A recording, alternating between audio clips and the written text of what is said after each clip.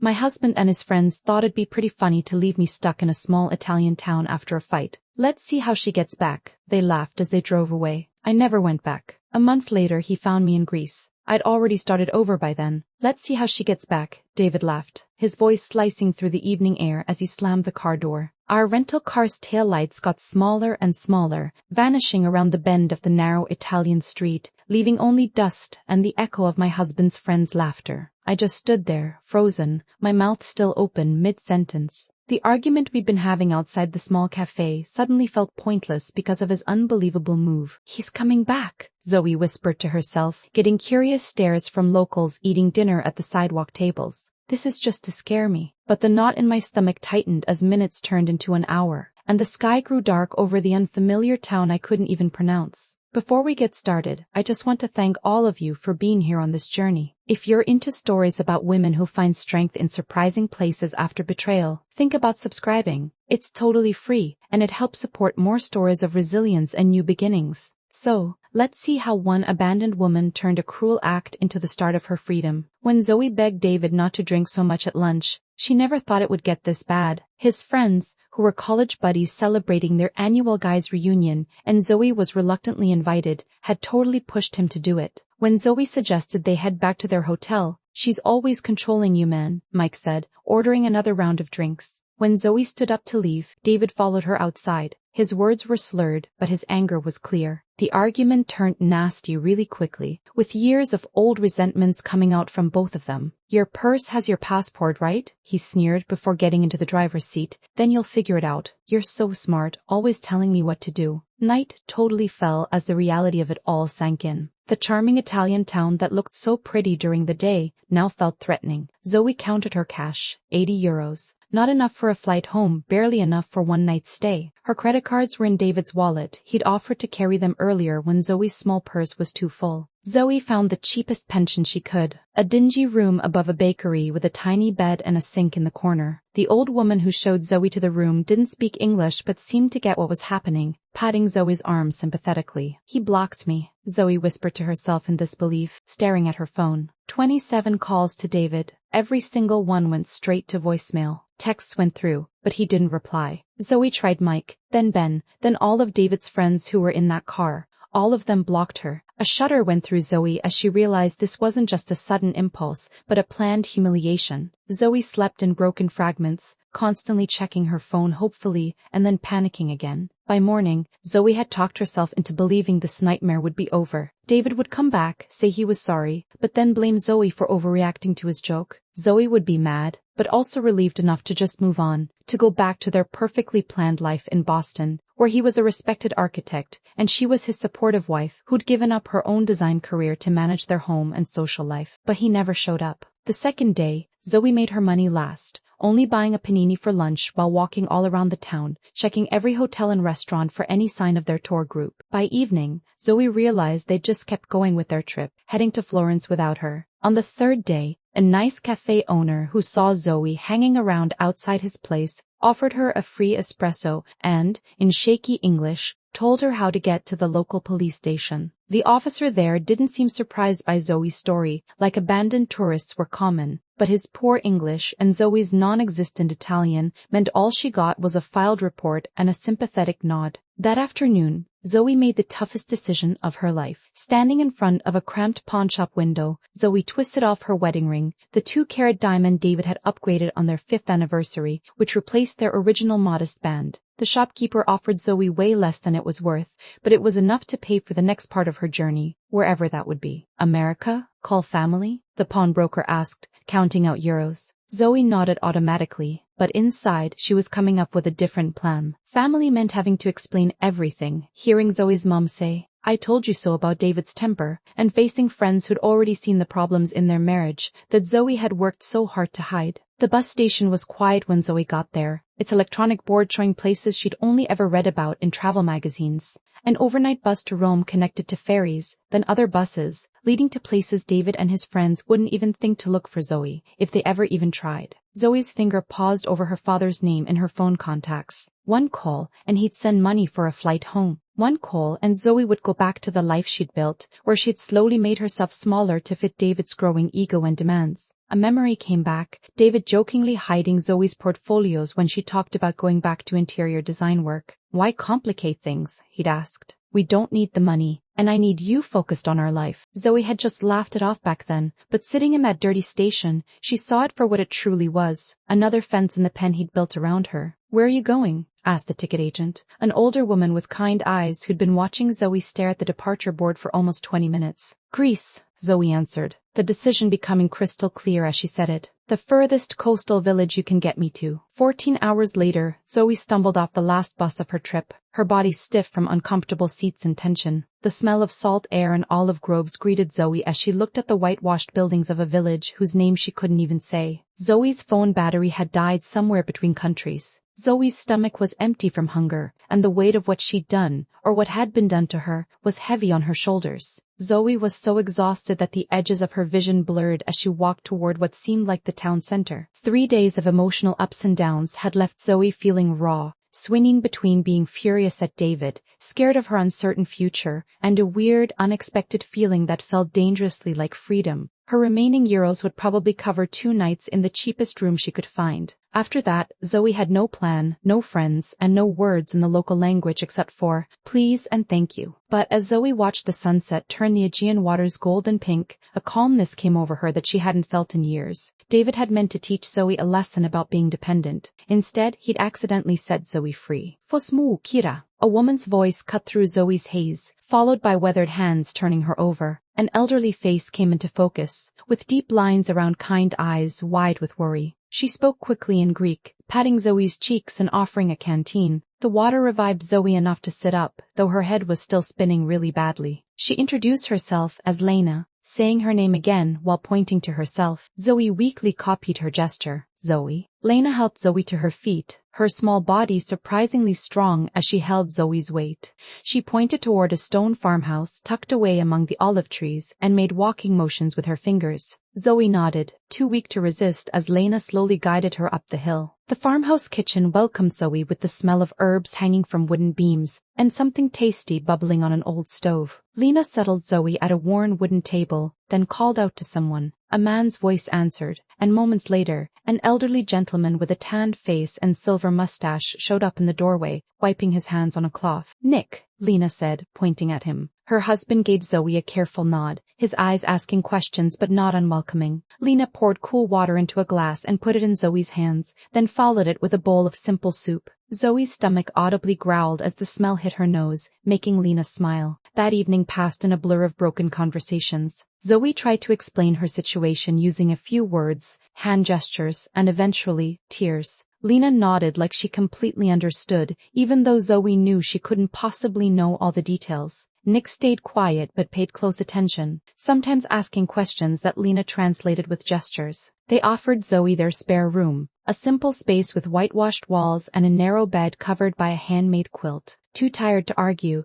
Zoe just collapsed into some much-needed sleep. Morning came with roosters crowing and the smell of fresh bread. Zoe found clean clothes folded at the foot of her bed, a simple cotton dress and skirt that looked really old but were freshly washed. They hung loosely on Zoe's body, but they were a welcome change from her worn-out travel outfit. In the kitchen, Lena beamed when she saw Zoe, immediately serving strong coffee and fresh bread with olive oil and honey. As daylight cleared Zoe's mind, she started to feel embarrassed. These strangers had taken Zoe in without asking questions, fed her, and given her clothes. Zoe needed to explain herself, offer to pay, and move on. Lena's face instantly fell. She shook her head hard, pointing outside where rain was now hitting the windows, then to Zoe's still blistered feet. Stay, she insisted, one of the few English words she actually knew. Rest. Over the next 3 days, Zoe tried to leave several times, but each time she was met with gentle resistance. Once, with her purse in hand and shoes on her feet, Lena stopped Zoe at the door, looking so hurt that guilt washed over Zoe. She took Zoe's hand and led her to a small wooden box on the mantel, opening it to show her some photos. Her fingers trembled as she pointed to a young woman who had Lena's eyes and Nick's smile. Mia, she said softly, then pointed far away. Australia. Her eyes filled with tears as she made a cradling motion with her arms, then held her hand at waist height showing a child. Grandkid, she managed in English, pointing to a more recent photo of a baby. Can't see him.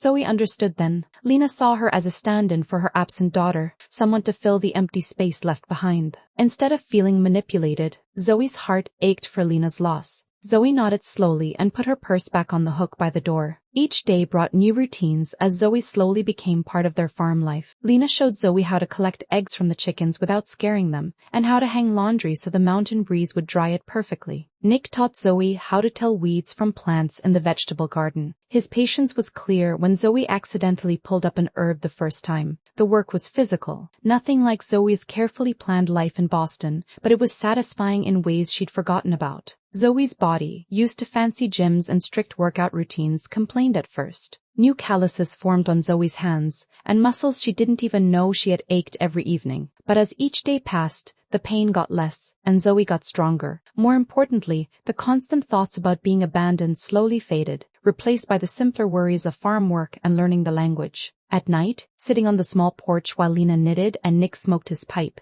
Zoe found herself feeling peaceful at times. The betrayal still hurt badly, but here, surrounded by old olive trees and the rhythm of rural life, it started to feel less like the end of Zoe's story and more like a surprising new chapter. 2 weeks after Zoe got there, Lena sat beside her as they shelled peas from the garden. She looked at Zoe's face, her expression thoughtful, before slowly asking in her improving English, "Home, you want to go home?" She made a plain motion with her hand, then pointed towards America. The question hit Zoe with surprising force. Home. The word brought up images of their sleek Boston brownstone with its designer furniture and perfectly matched decor. It also sharply highlighted David's controlling behavior, his helpful management of their money that left Zoe without her own access, his quiet way of discouraging her friendships, and his dismissive attitude toward Zoe's career goals. Tears streamed down Zoe's cheeks as words spilled out in a language Lena couldn't fully grasp, but emotions that went beyond any language barrier. Zoe told her about David's betrayal, about years of slowly giving up parts of herself just to keep the peace, and about the humiliation of being left like unwanted luggage in a foreign country. Lena's weathered hand covered Zoe's as she spoke. When Zoe finished, Lena pointed to her heart, then to the farm all around them, and finally to Zoe. The message was clear. Zoe had a place here if she wanted it. "Work," Zoe said carefully, copying Nick tending the olive trees. "I'll stay. I'll work." Lena's smile blossomed like the sunrise over the Aegean Sea. She nodded, squeezing Zoe's hand before going back to the peas, as if they'd just agreed on something simple like tomorrow's dinner, not a total change in Zoe's life. Zoe's decision to stay marked the start of her education in olive farming. The very next morning, Lena woke Zoe up while stars were still out, handing her work clothes and sturdy boots that used to belong to Mia. Still half asleep, Zoe followed her and Nick to the grove, where the first hint of dawn barely lit up the ancient trees. "Olives," Lena said, pointing to the branches full of fruit. She showed the right way to do it, gently combing the branches with wooden rakes to drop the olives onto nets laid out below. Zoe's first try sent twigs and leaves falling down along with only a few olives, leading to a patient correction from Nick. By mid-morning, with the sun beating down, Zoe's shoulders burned from the effort, and her city-soft hands had their first blisters. "Boston lady hands," Lena gently teased, looking at Zoe's palms. During their lunch break, she went into the house and came back with some homemade salve that smelled like herbs and beeswax. The cooling relief was instant as she rubbed it on Zoe's raw skin. "Tomorrow, better," she promised, and surprisingly, she was right. Every day brought improvements. Zoe's technique got better, her strength increased, and her hands toughened up. Within weeks, Zoe could work next to them for hours without complaining, taking pride in the growing piles of harvested fruit. Sorting the olives was even harder than harvesting them. Sitting at a long table under a shaded pergola, they carefully separated the olives by quality, the perfect ones for premium oil, slightly blemished for second grade, and damaged ones for making soap.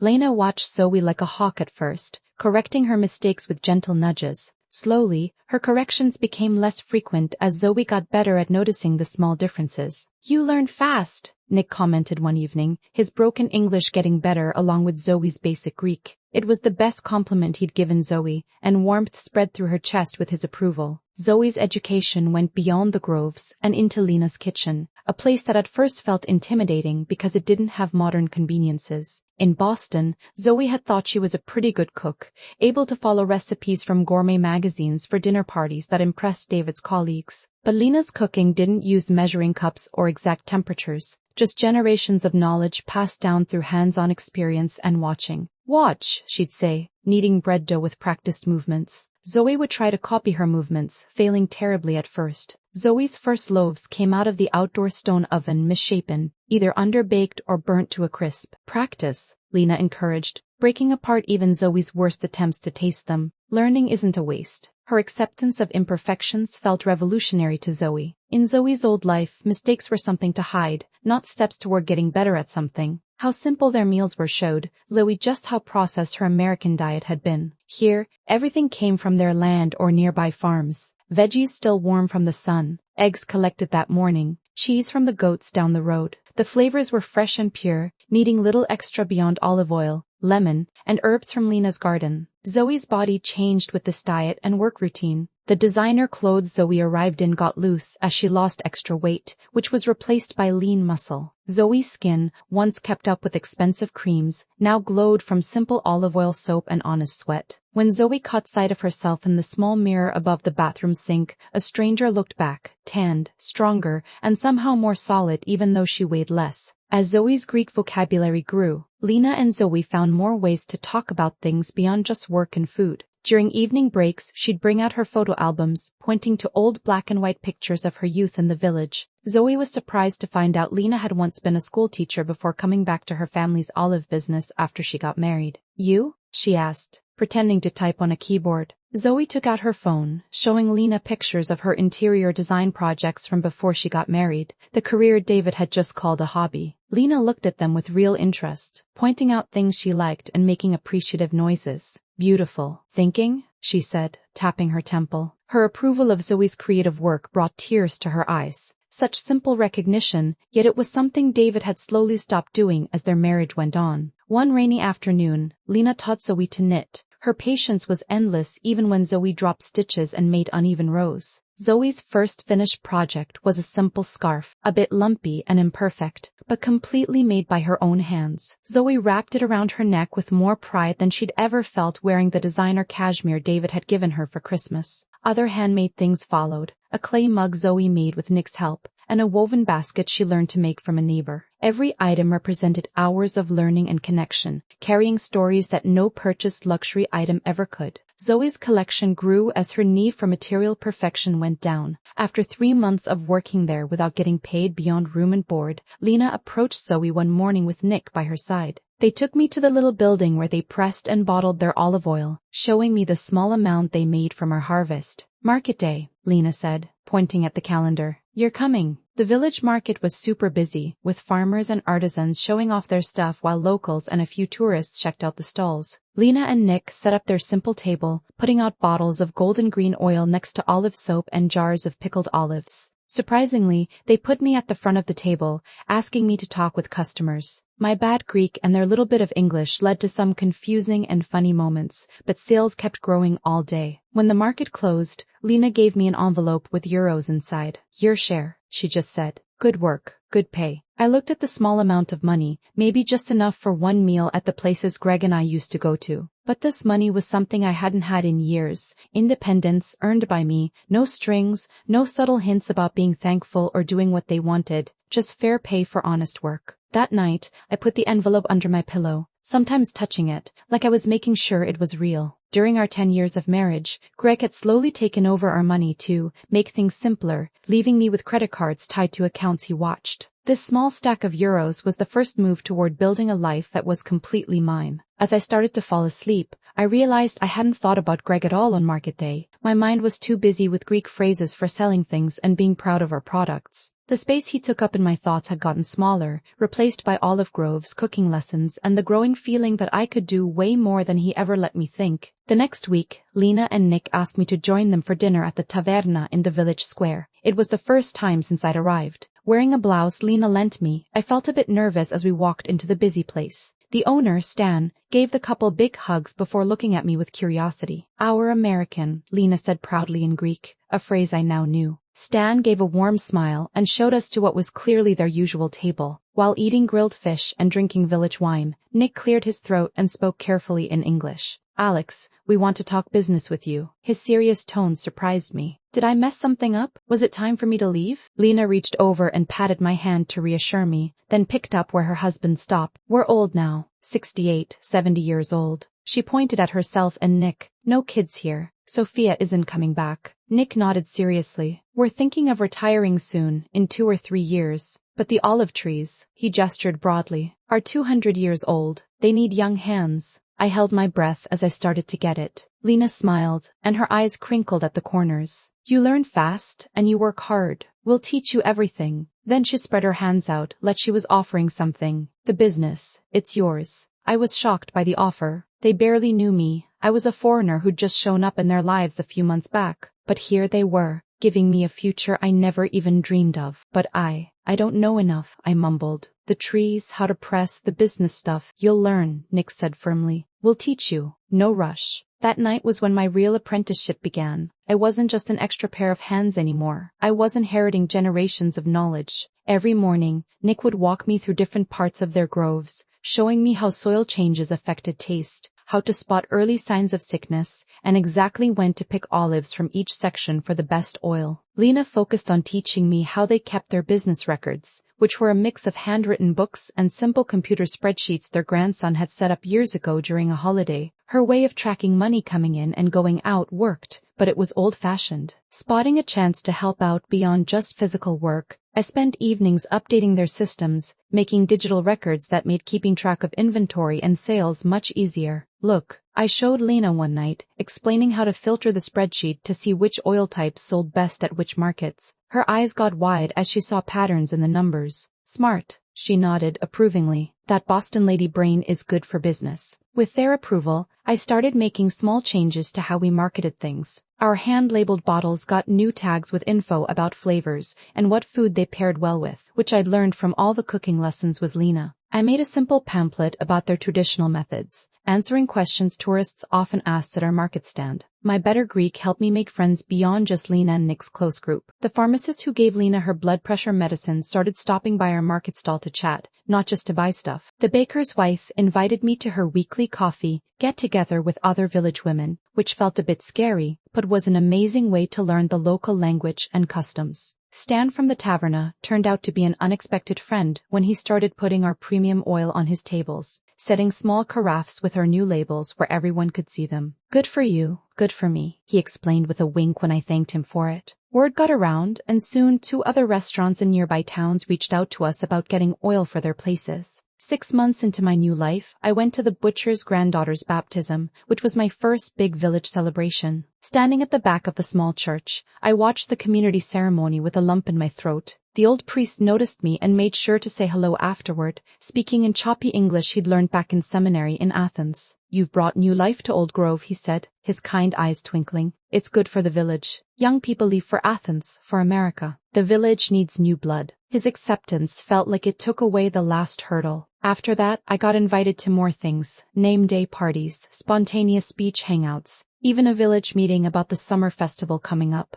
Each event added another thread to the web of connections, keeping me rooted there. Anna, the weaver whose stall was next to ours at the weekly market, became a really good friend. She was in her 40s and widowed early, with a sharp mind and down-to-earth perspective that reminded me of my college roommate. Our talks, in my getting better Greek and her great English, covered everything from business ideas to village rumors and more personal stuff. You never talk about America, she noticed one quiet afternoon as we packed up what didn't sell. Got family there? Friends? That question hit me hard, out of nowhere. I'd been so focused on building my new life that I'd just pushed thoughts of my old one away. My parents passed away years ago. A few friends, but I stopped, realizing how Greg had slowly cut me off from my support system, always coming up with reasons why my college friends were trouble or my workmates were using me. Anna nodded, understanding. The husband who left you in Italy? You never say his name. Greg, I said, the sound feeling strange on my tongue after not saying it for months. His name is Greg. And he never looked for you? Her directness was a nice change after Lena and Nick had gently avoided the topic for months. I don't know, I said. I haven't checked my phone. I waved my hand vaguely. I turned it on sometimes just to snap photos, but I'd given up my American email and social media accounts, not wanting to deal with whatever might be there. Anna's raised eyebrow challenged me. Maybe it's time to check. Not for him, but for you. To close that door properly. Her words stuck with me that evening. After helping Lena get dinner ready,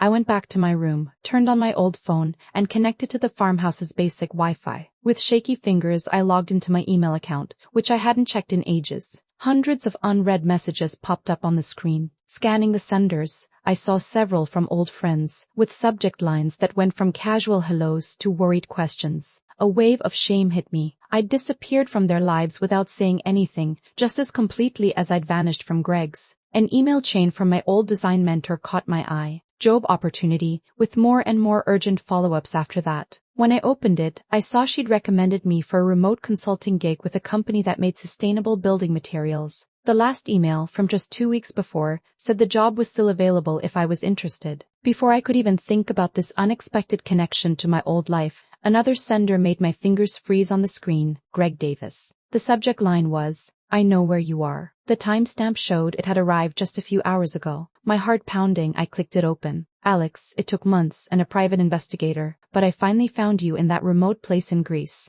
This has gone on long enough. I'm coming to take you home and put an end to this silly tantrum. My flight lands in Athens on Thursday. Be ready. 3 days from now." The room spun around me as panic and anger crashed together inside me. How could he? After abandoning me, after months of no contact, he expected to just pick me up like some lost luggage. I stumbled downstairs, holding my phone tightly. Lena looked up from the ledger on the kitchen table, her smile disappearing as she saw my face. "Bad news from America?" she asked softly. "Greg," I managed to say. "He's coming here. Thursday." Lena's eyes narrowed a bit. She reached under the ledger, pulled out an envelope and slid it across the table to me. Good timing then. Good timing then. I was waiting for the right moment. Inside, I found legal papers with my name, Lena's and Nick's, written in Greek but with English translations. "Partnership agreement," Lena explained. 1/3 of the business. It's for years now, not just for the future. Now. Tears blurred my eyes as I looked at the paper, understanding what it meant. Not just a job or learning, but a real partnership. Not just a place to live, but a base to build my life on. Not charity, but recognition I'd earned. "You get to choose what happens Thursday," Lena said firmly, tapping the papers. "You have a home here, a business here, friends here, friends here." She pointed at the phone in my hand. "That man, he doesn't get to decide anymore." The truth of what she said settled over me like a blanket of certainty. For the first time since being left in that Italian town,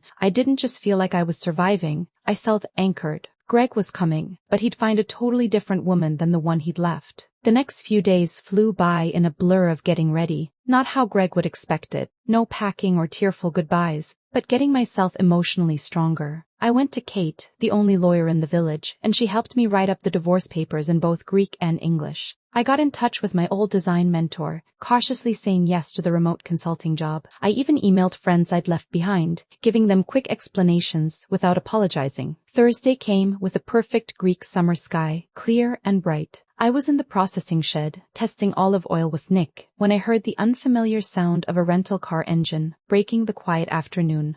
Lena showed up at the doorway, looking both worried and determined. "He's here," she just said. My heart pounding, I wiped my hands on my work apron and stepped outside. Greg stood next to a shiny silver car, designer sunglasses on his perfectly styled hair, looking at the simple farmhouse with clear dislike. He wore that casual but pricey travel outfit I recognized from tons of his business trips, tailored chinos and a button-down shirt that probably cost more than a week's profit from our olive oil. He didn't see me at first, giving me precious seconds to calm myself down. This man, who used to be my whole world, now looked smaller, less important, against the old olive trees and weathered stone buildings that had become my home. "Greg," I called out, my voice calmer than I thought it would be. He turned, and the shock on his face was almost funny. His eyes went from my work boots to my tanned arms, then paused on my simple ponytail. I watched recognition fight with disbelief on his face. "My God, Alex, what happened to you?" That familiar disapproving tone, which used to make me rush to fix whatever he didn't like, now just washed over me like a wave hitting a rock. "Life happened," I replied, taking slow steps toward him. "What are you doing here, Greg?" He took off his sunglasses, and his usual charm kicked in as he held out his arms. "I've come to take you home, obviously. This has gone on long enough, don't you think? Whatever point you were trying to prove." "This isn't about proving a point," I cut in, stopping far from him. This is about building a life. His smile faded. Behind me, I heard Lena and Nick quietly coming out of the house. Even though they couldn't understand what we were saying, they stood where they could see us, like quiet guardians ready to step in if necessary.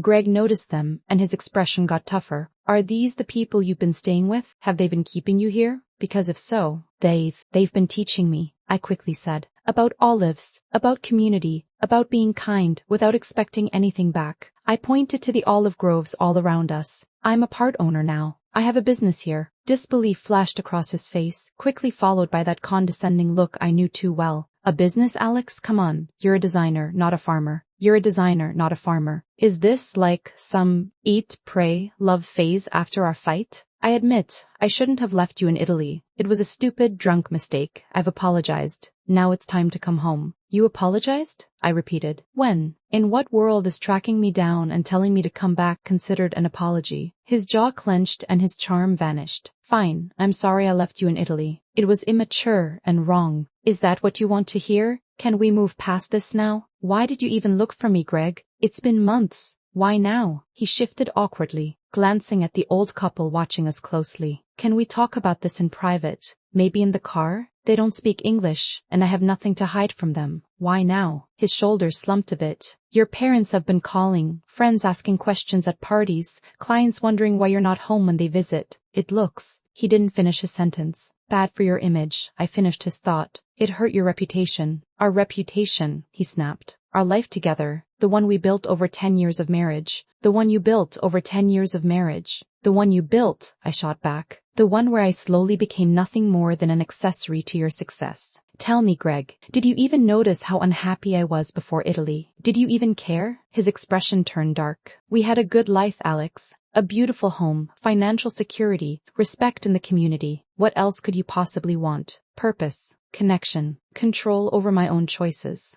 I pointed to the little stone house behind me. I found all three here, in a place you call primitive and backward. This isn't you, he insisted, a hint of desperation in his voice. The Alex I know wouldn't pick manual labor and being poor over comfort and status. I smiled, seeing the basic truth in what he said. You're right. The Alex you knew wouldn't have. But that woman died in Italy when her husband left her as a joke. The woman standing in front of you made different choices. Lena came over then, pressing something into my hand, the partnership agreement we'd signed. Even though she couldn't understand our conversation, she knew the moment was right. I unfolded the paper and held it out to Greg. I have legal ties here now. A business partnership, responsibilities to people who value me for what I do, not how I look or who I know. His face turned red with anger. This is ridiculous. Whatever game you're playing. It's not a game, I said, reaching into my pocket for the envelope Kate had prepared. These are divorce papers, Greg, already filed with terms for dividing assets. He stared at the envelope like it might burn him. You can't be serious. You'd throw everything away for this? He waved his hand dismissively at the humble farm. I'm not throwing anything away. I'm choosing something better. Something real. I stepped closer, putting the envelope in his stiff hand. You left me, Greg. You drove off laughing. You just never thought I'd find my path without you. His fingers automatically closed around the papers, his face showing shock, then anger, and finally hurt pride. You'll regret this, he said, but even to him, the threat sounded empty. When this newness wears off and you're still carrying olives in the hot sun at 60, you'll remember what you gave up. Maybe, I agreed, but I'd rather risk regretting choices I made than live with the definite regret of choices made for me. Nick then stepped forward, putting his weathered hand on my shoulder. Even though he couldn't understand what we were saying, he knew it was over from our body language. He said something in Greek to Greg, his voice firm but not mean. What did he say? Greg asked, his voice quieter now. He said, the road back to Athens gets dangerous after dark. You should leave now to get to the city before it gets dark. Greg looked back and forth between us, finally realizing this wasn't a negotiation or a rescue. He just said goodbye. Without another word, he got back into his rental car, clutching the divorce papers. As the car vanished down the dirt road, Lena slipped her hand into mine. Together, the three of us turned toward the house. My house now too. The evening's work was waiting. Oil samples to list, dinner to cook, and tomorrow's market inventory to check. My husband had once left me in a foreign country, thinking I'd be helpless without him, and that I'd come crawling back once I'd learned my lesson. Instead, I'd found fertile ground to plant new roots, stronger and deeper than he could ever have imagined. Sometimes, the meanest things people do end up giving you the biggest gifts. Trying to break me, Greg had accidentally set me free.